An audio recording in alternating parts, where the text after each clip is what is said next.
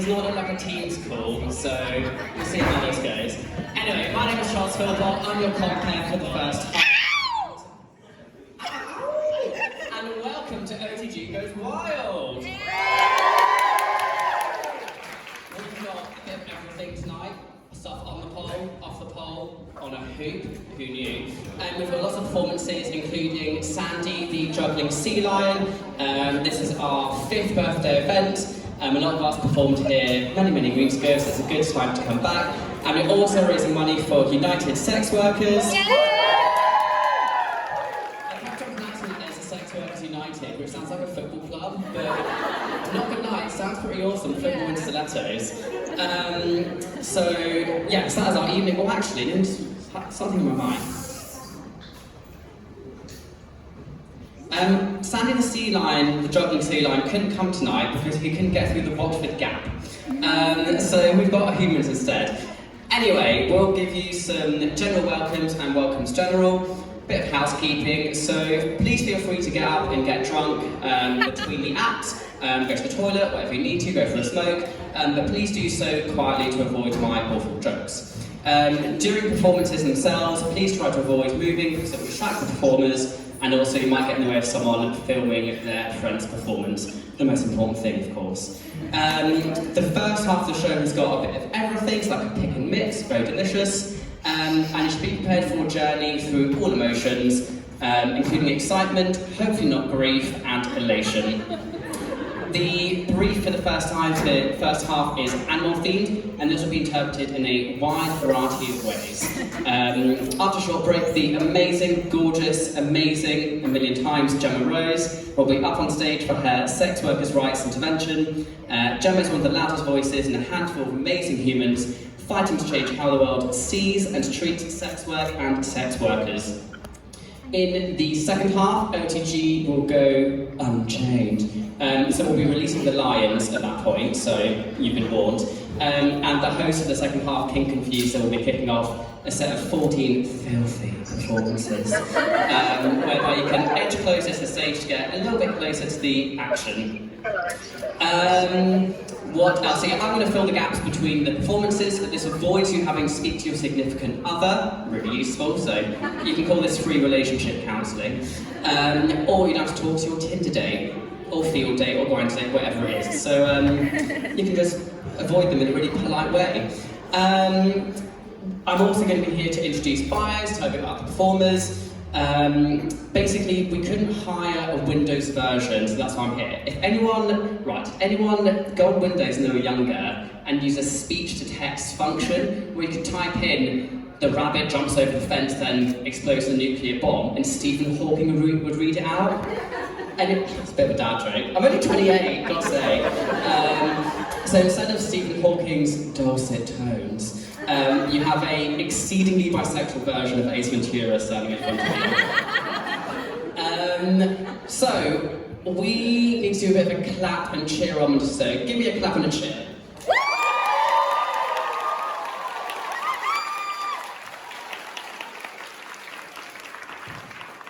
You've exceeded all expectations. If you were rubbish at that, I'll have given you the prompt to elicit the best cheer of your life, which would have been Parliament burns down and the Tory party gets chucked in the river.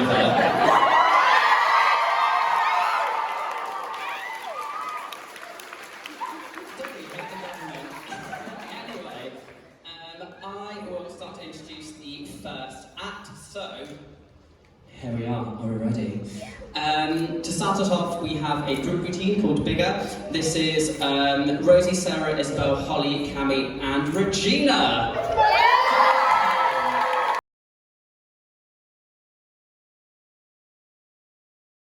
Insects have been woken up. I wonder what a zebra makes as a noise. Does it neigh like a horse? I'm not entirely sure. Maybe it goes zee. I have no idea. I'm a plant biologist, not an animal zoologist, so talking about plants that grow in the ground, not anything that moves. Fabulous. If anyone's ever comped before, you probably understand that it feels like I'm on a sunbed. These lights in front of me, so no need to go to Mallorca. I've got the glorious Sheffield giving me the best tan ever. So I'll come out of this being a bit red and patchy and in need of a lot of sun cream and baby oil. So I will tell you a quick joke before the next performer is on. What is the difference between a dirty... Oh, whose alarm is that? Time for me to go to a dad's house. The alarm that goes on at 9 o'clock is for me to go to your mum's house, so they're not secure. Everyone says bisexuals are greedy. I like all chocolate and cheese, so it's true. So the joke is, what is the difference between a dirty bus stop and a lobster with breast implants? One of them is a crusty bus station, and one of them is a busty crustacean. Can you imagine a lobster with like tits out to here? Like, I went to the plastic surgery, was like, give me M's, mate, just go for it. Anyway, that's one joke off the reel. So, introducing our next performer, we have the amazing Rachel, and the bio is as follows. I picked the song based on the least likely animal I could think of anyone doing a pole routine about. So, are we very excited? It's going to be amazing.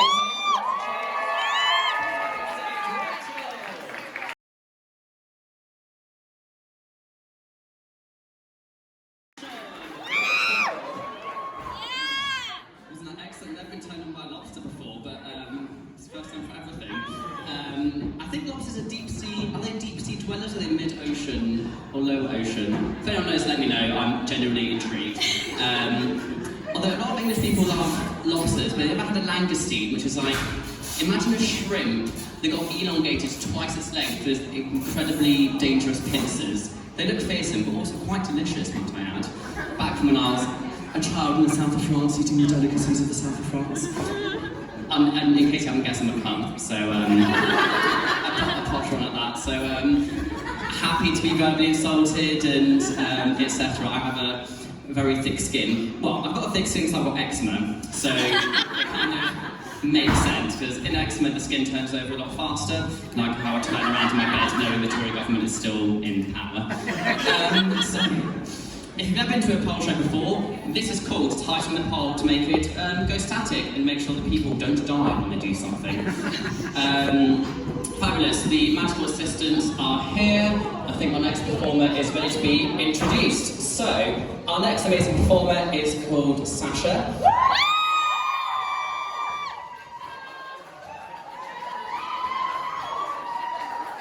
I think you've met her before. You know her.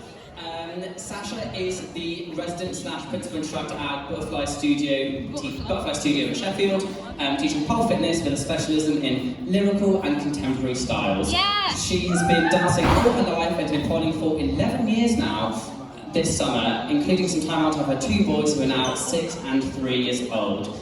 Her first ever pole performance was 10 years ago to the day today. Someone knows how to use Microsoft Calendar very well. And she's chosen to create her routine with an add a nostalgic nod to the baby pole she was back then and the old school power pole style that was around at that time. So, let me just check it's not just a ghost. No, the ghost is now in human form. Please welcome to the stage, Sasha!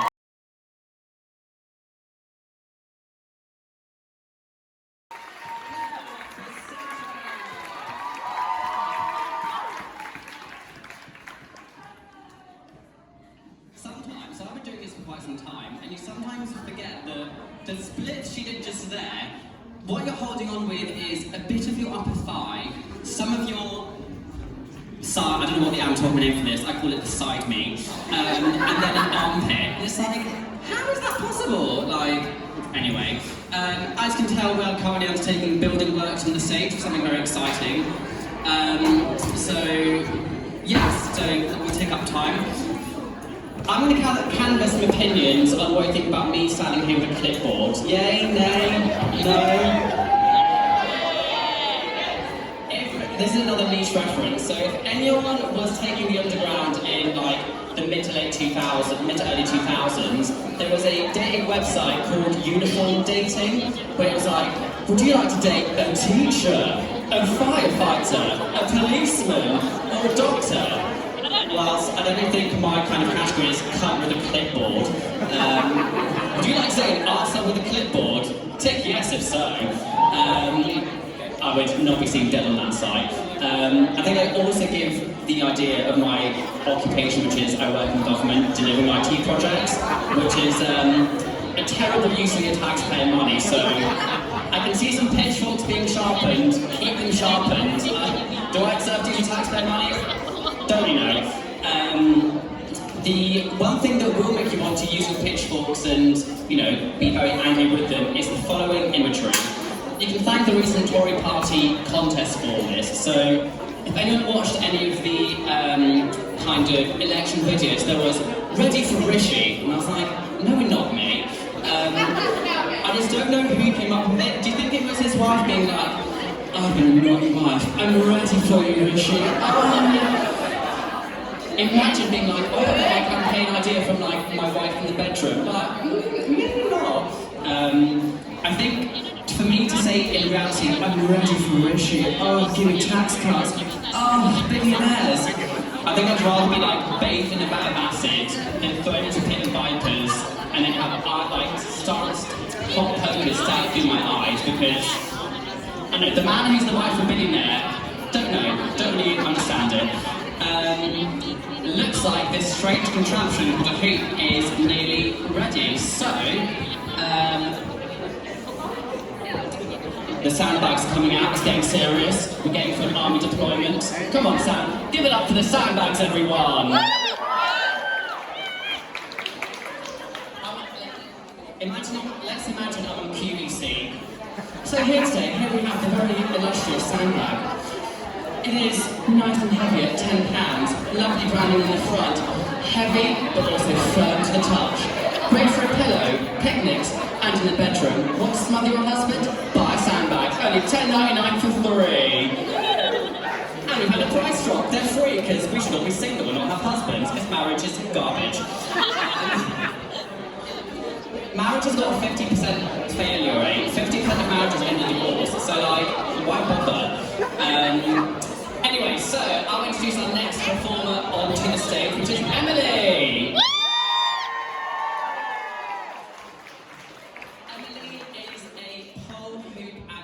Teacher. She's been hanging upside down for shits and giggles for 7 years. She's also actually Dr. Emily because she's got a PhD in medieval literature. The humanity. And the medieval times and the Black Plague. Maybe not the Black Plague. And that's what she'll be bringing to her act tonight. A poetic telling of medieval animal tales and how they speak to modern eyes. There is a trigger warning / content warning for a verbal description of harm, abuse and rape and its emotional aftermath. If these are triggering to you now, it might be a great time for a loo break or time at the bar. I've just set up the microphone for this and this is surprisingly heavy, but I'm a strong man. Oh. Right, let's chuck this here and the microphone will have its moment of glory. How exciting. Right. Give it up for Emily in the microphone.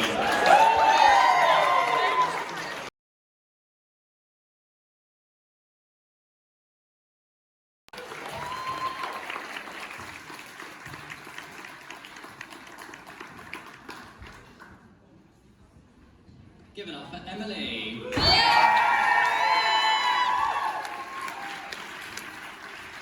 always amazing when people are able to meld an error discipline and something so personal and just give us a show of just pure artistry, and it's just an amazing thing to live through and just watch.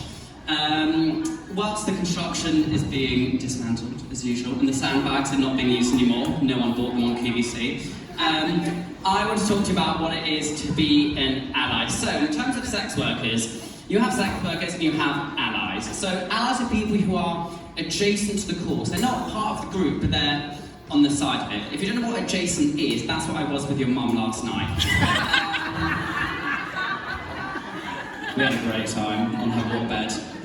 Someone once said that sex on the waterbed isn't great because you're on one rhythm, the other person's on another, and the waterbed's on the third. Feels like being on a roller coaster. I would not want to have sex on a roller coaster, absolutely not. So I'll give you an example of what it is to be an ally to sex workers. So let's imagine, close your eyes and visualise the following. You work in HR, in a horrible office in the city centre, maybe and marketing. If you're my former employer, I hate you. You throw eggs at them, not me. You're gossiping, and Denise says, oh, I just think, sex workers are lost women. The correct answer for an ally is, no, Denise, you're wrong. What a lost woman is, Denise, is last week, we went clubbing, you embarrassed yourself, you got cheese and chips and gravy all over your dress, you called a taxi, you found it, then found a bloke who offered you a cigarette, and on your way to the cigarette, you fell down into a ditch, and we found you the next morning. That's what a lost woman is, Denise. So stop shitting on sex workers, Denise. We do not like Denise. Another example is Denise. We hate Denise. If anyone's called Denise in the audience, I'm not victimising you, it's just an HR lady name. Like, no one in HR is called, like, I'm trying to think, like, I don't know, but anyone could be in HR, that's the terrifying thing. Like, it's not just Claire's and Stacey's and Molly's, like, they all could be HR ladies. So, yeah, let's say Molly, the HR lady, head of HR, there you are. She's like, sex workers are all whores. And you're like, Molly, get a grip, they're not whores. What is a whore, Molly? Is you going to Iron Apple for a whole week, not using protection, contracting some STDs, not getting tested, then having sex with your sister-in-law's sister's husband, sorry, misread my notes. His husband is giving him warts and gonorrhea, and he gives it to your sister, then you've got to break it to her that you shagged her husband, because you didn't get tested, and you went to Iron Apple, and you're a terrible person, and now you're not a bridesmaid. That's a terrible idea. So stop shitting on sex workers, Molly, get a life, get a grip. Eat some chocolate and love yourself. Chocolate's great. Is anyone's favourite chocolate bar a crunchy? Oh, yeah. Love a chocolate. You're wrong. You're all wrong. Crunchies are the best. Anyway, so we're going to introduce the next act, which is Polecats Meow. You might remember our next act from when they were sweet little kittens in their debut film, The Aristocats. They've grown up since then, and after leaving Disney behind, they've been whipped into shape by their new boss, the Pussy Master. The Pussy Master has had them sweating and slaving over the next routine, and now it's time for all of us to see these wet-ass pussies in action. Please welcome to the stage the three most famous kings in the world that everyone wants to be: Marie, Berlioz, and Toulouse, the Aristocats.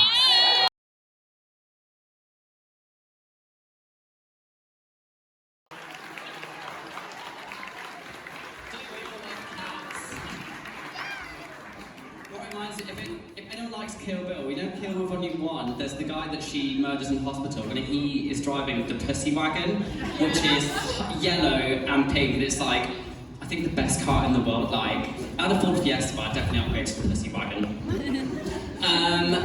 Anyway, to fill the time, I'm going to tell you a blonde joke. So, there's this translated from French in my head, so we'll give it a go, hopefully it's going to work. So basically, there is a blonde woman, she goes into a shop and she's like, I would like to buy this television. And the clerk goes, I'm really sorry, we don't sell to blondes. She's like, fuck. She goes out, dyes her hair black, tries again. Hello, I'd like to buy this television. Sorry, we don't sell to blondes. Oh, she's like, bollocks, what have I done? Goes back, gets a perm, goes ginger, and says, hello, I'd like to buy this television. He goes, I'm really sorry, we don't sell to blondes. And she goes, why the hell? I'm not blonde, like, why not selling this to me? And he says, I'm really sorry, that's a microwave, not a television. You can thank French Summer Camp for that joke. Right, blonde jokes are not really in fashion these days, are they? They had like their heyday in about, I'd say 1998 to 2008. I guess the recession killed off the blonde jokes, perhaps. Anyway, let me introduce the next amazing performer. So, up next we have Rosie!